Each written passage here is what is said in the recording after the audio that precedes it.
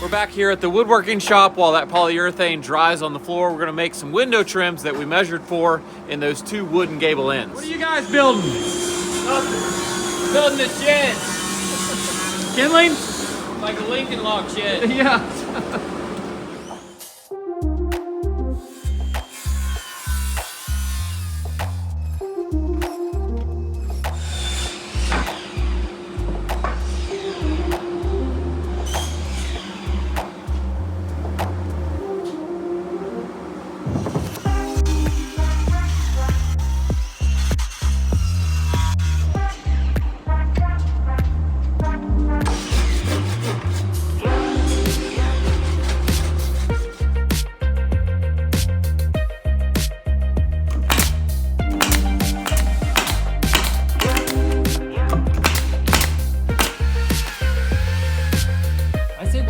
Drilled, my boy.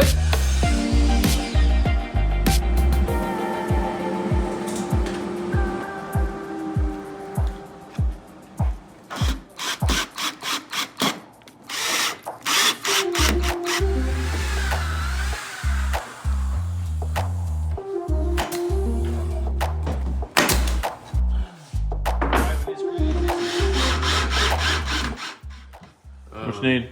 The bit. Tittle? You got it? Jag. Yeah.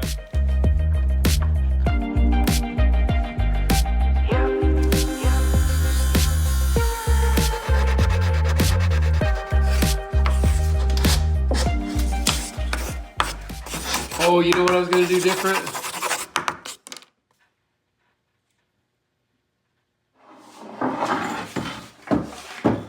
You can put anything inside that thing and look great. Yeah, I agree. Even you look good in that thing. Maybe I should borrow that and bring it home. He's like, Stephanie, come downstairs. I'll just be inside of it like. I don't think it works for people like you. Oh, it sure does.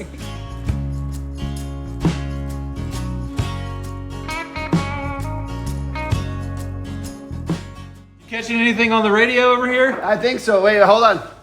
I think I'm picking up some truckers. Yeah, what's your Smokey there? Yeah.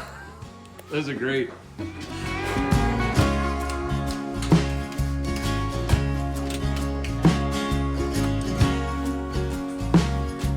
Now that it's noon, we got all the lights on. How many lights you got in this place? Not enough, Okay. I can tell you that. More window trims today. I'm trying to use up leftover material. Well, is it really leftover? I don't know. It's material that I've already processed. Leftover flooring and leftover wall material. Now the flooring has these grooves in the back, which if you've ever tried to make things out of real wood flooring and you're like, ooh, I'm a woodworker and I got a lot of free flooring, it's a real hassle because of the grooves. So we're gonna rip these into pieces where we can hide the grooves, okay?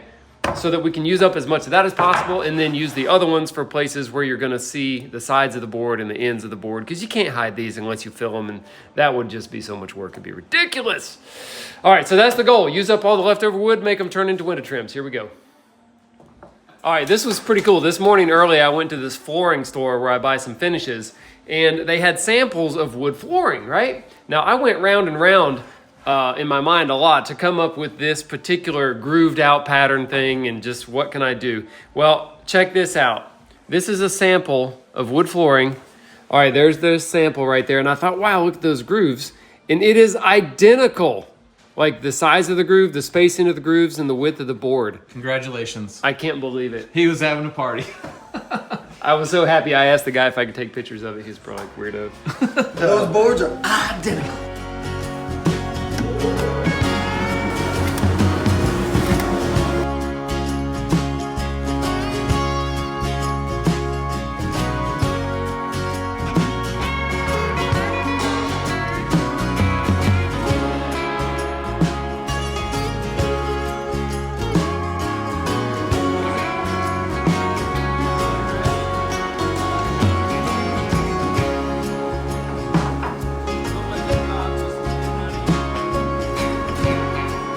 Hey, we're breaking out the big clamps. First time ever that I've been here.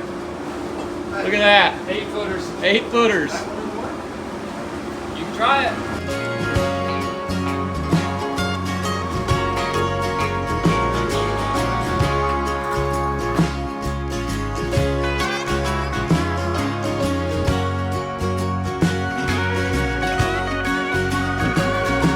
For the record, I was a little resistant to the initial change of doing these window trims in the shop, but actually it's nice. We have every tool with a vacuum setup and stuff like the huge clamps that we don't normally have on a job site. So I think it is faster and definitely turns out better. What do you boys think? Yeah. Yeah? Sure. That's what I listen to when I'm working. Turn it up, you might like it. How do I do that? On the keyboard, see this is after sex. Oh. What's that? Wow, you got a subwoofer, yeah. That's how I work.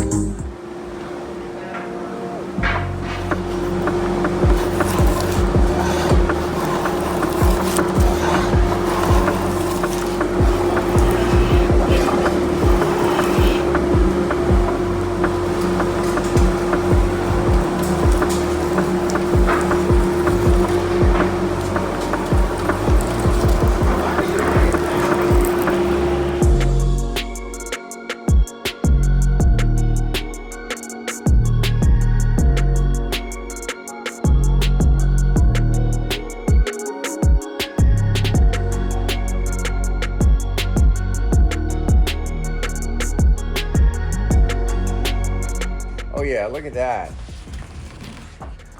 Oh yeah, isn't that nice? Look at that. We got cutouts here for the plumbing. This is what you call custom.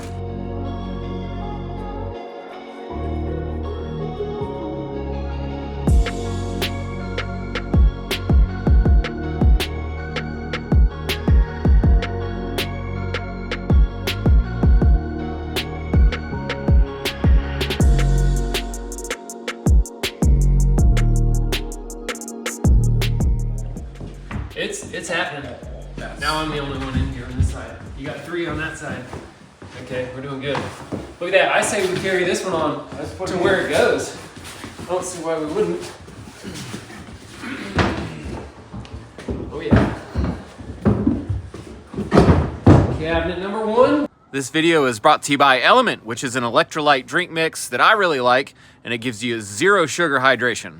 LMNT is formulated to help anyone with their electrolyte needs, and it's perfectly suited to folks following a keto, low carb, or a paleo diet. LMNT contains a science-backed electrolyte ratio, 100 milligrams of sodium, 200 milligrams of potassium, and 60 milligrams of magnesium. And you get all this with none of the junk. No sugar, no coloring, no artificial ingredients, no gluten, no fillers, and no BS. So I sweat a lot at work, when I'm biking or running or just working around the house. And I've noticed that when I drink LMNT, I just feel better, recover faster, and I can just go longer. I've even got the kids on my Pee Wee's basketball team drinking LMNT, and they really love it, and they've wiped me out actually, I've none left. This one kid, Caleb, every single practice, he's like, "Where's my LMNT?" So if you didn't know, electrolyte deficiency or imbalances can cause symptoms like headaches, cramps, fatigue, and weakness. So athletes or industrial athletes, when you sweat, the primary electrolyte lost is sodium. Athletes can lose up to 7 grams per day, and when that sodium isn't replaced, you'll see these bad symptoms. Made it to the top here. I feel pretty much dead, but weirdly very alive. It's about 2,500 feet climb in 4 miles. So that's a good one.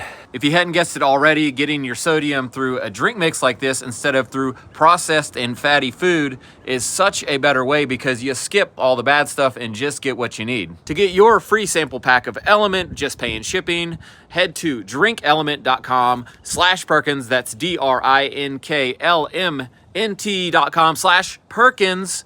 And I think you'll really enjoy it. There's also a link down in our description. Thanks again to LMNT for sponsoring this video. Let's get back to work. It's Monday morning, we're back on site, and today is cabinet day. Those are behind me. We got Nate from Coal Hill Custom Cabinets. Morning. Repping your hat today. And Jason just confronted Arlo about our little situation last week. Oh, jeez. The 35-year-old trim and floor Wait, pad. 35? Yeah.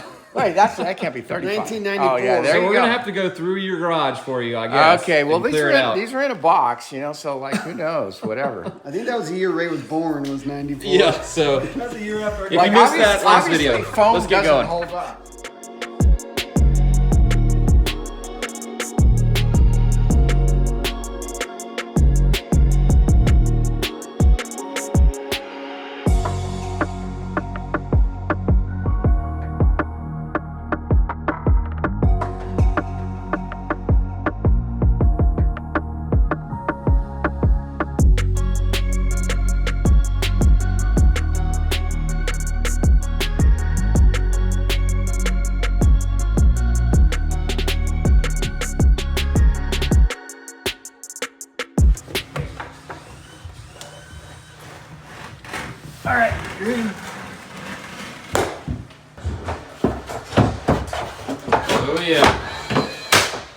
Don't worry about that paint on the sidewall there.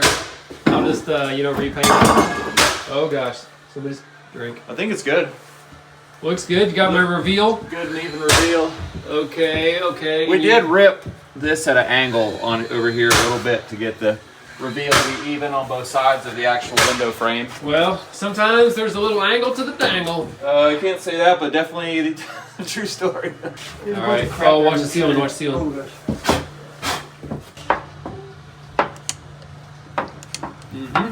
That's what I like. Yep. That'll just lock it in and make the bottom feel really solid. Sound solid. It'll feel. It'll feel and sound solid if it's connected together like that. And that's what we want. Yep. Okay.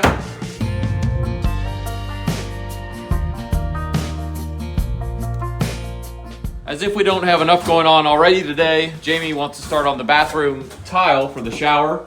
So we're going to be doing that as well as the cabinets and the window trims.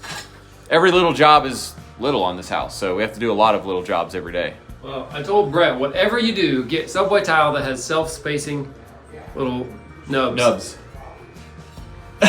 I'm not seeing any nubs except for these. So I guess we're going spacers. Oh, man. Those are probably cheaper. Oh, I'm sure they were.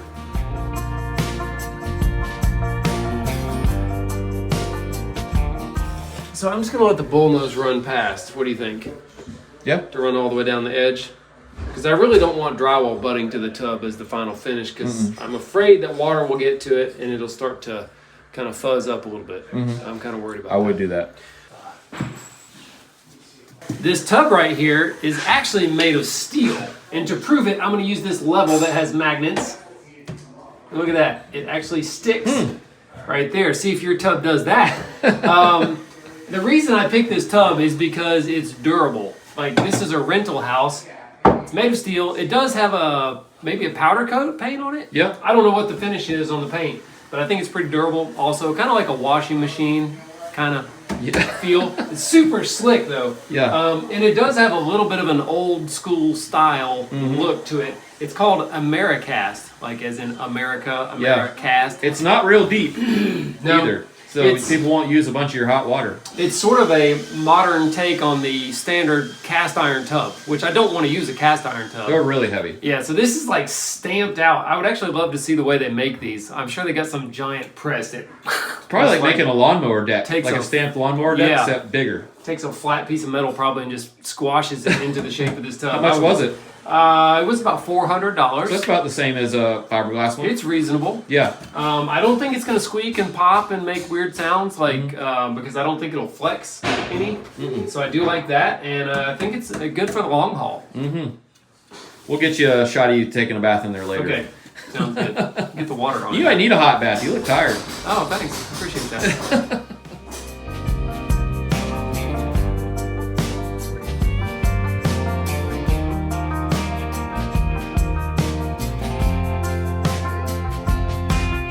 Let's talk about some of our choices related to the kitchen and the bathroom. All the cabinets that I had made here are unfinished. Well, at least on the outside. The insides actually have clear polyurethane on the wood finish so that you can wipe them off and things won't get stained. That's great, because I really don't want to finish the inside of your cabinet. That's what I thought. When he gave me the option to have the insides finished, I jumped on that because I didn't want to crawl in there with a paintbrush and brush all the interior surfaces. He actually finishes the material before it's built into a cabinet. Perfect. That's what makes it easy when you're building them. We are going to paint all the cabinets, okay? So we're using paint grade materials. For example, the panels inside the doors are MDF. It's going to get painted. It's a stable material that won't expand and contract and bust my door apart. The face frames are made of poplar. Now, poplar is actually a nice wood, but it makes a great paint grade wood too because the pore structure of the grain is really closed looking. So you get a nice even surface. You don't like, for example, red oak would be a bad choice because you would have to fill with wood filler the whole surface of Maple everything. and poplar paint nice. Yeah, maple, poplar. What else? I don't know. Those two are probably the two primary good paint woods. Let's talk about the tile in the bathroom. We're doing the shower walls here. We're going all the way to the ceiling with it so that moisture is not a problem for drywall. And we picked a tile that's kind of blend-in-y looking, right? It's a safe choice. It is. It's not like bold, different color. some sort of contrasting color. And we're gonna kind of go for a little bit of a timeless look where it's not gonna be dated. Although there might be, you know, some things that may be dated here in this house. I don't know. Only time will tell, right? We don't even know. But we are trying to pick some things that are not going to be like, oh, well, that was a 90s fad. You know, you can tell. Look at this place, right? So hopefully we're picking timeless, classic kind of choices that are not going to go out of style.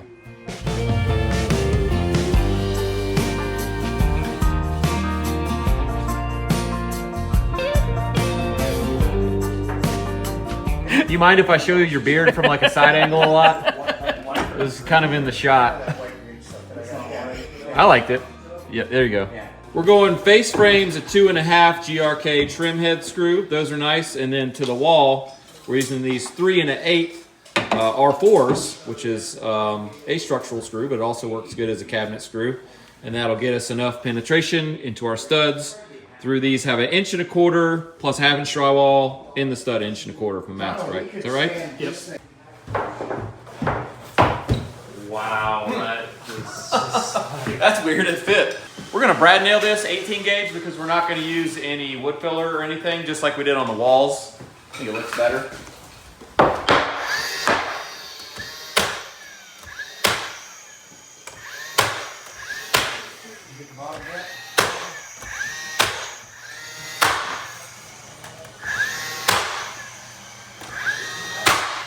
Much better. Oh, God. I hate this.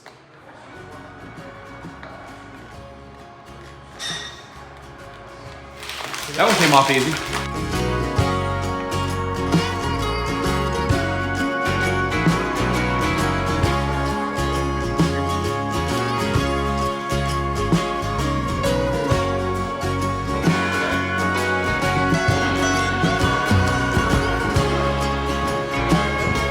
We're gonna check the front door.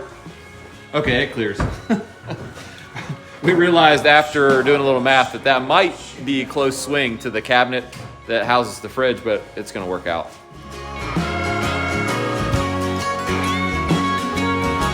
Hey y'all, make sure you don't put any screws into the back of my electrical panel here, okay? I'll take numbers on it. All right.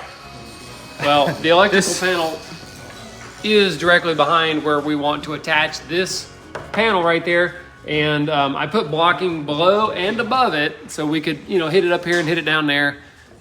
Just don't want to see any screws. I don't want to see any screws sticking into the inside of my panel.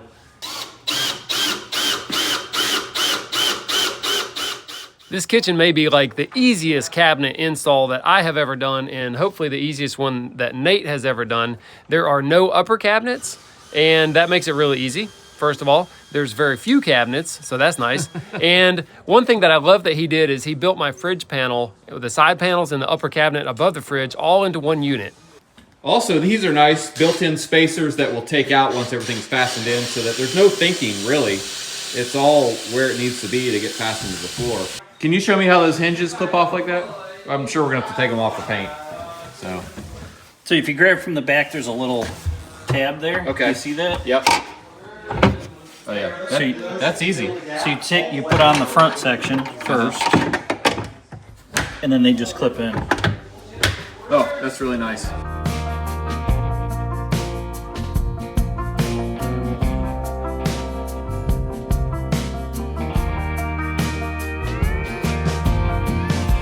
This show is about us building a small income property, but we're at the shop, and I can't help but pass along the information that Jaime loves this hand plane. He's indifferent about this hand plane, and he hates this hand plane right here. That is all and accurate. that is the exact opposite order of what I would have guessed just by picking these up and looking at them. Like, this one totally looks the crappiest. It's like an old, rusted, stamped hand plane. And he loves this one. I'm like, what?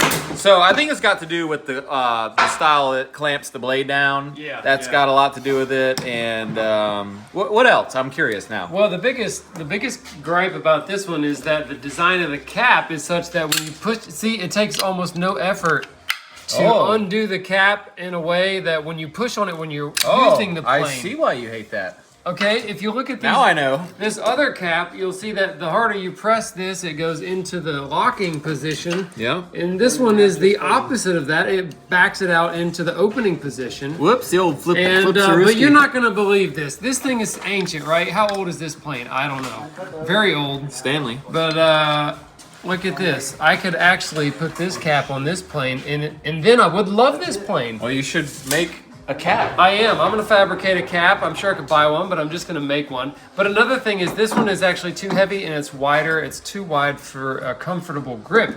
So it is. It's heavy. It is- feels substantial. It is, heaviness is actually associated with quality in hand planes so that there's less chatter. And so that's a thing. But if it's too heavy to be comfortable, then forget it. You know? I'm glad I asked now. I hope you guys are glad I asked. I'll too. I mean, it's not too surprising that anything new he hates. Okay.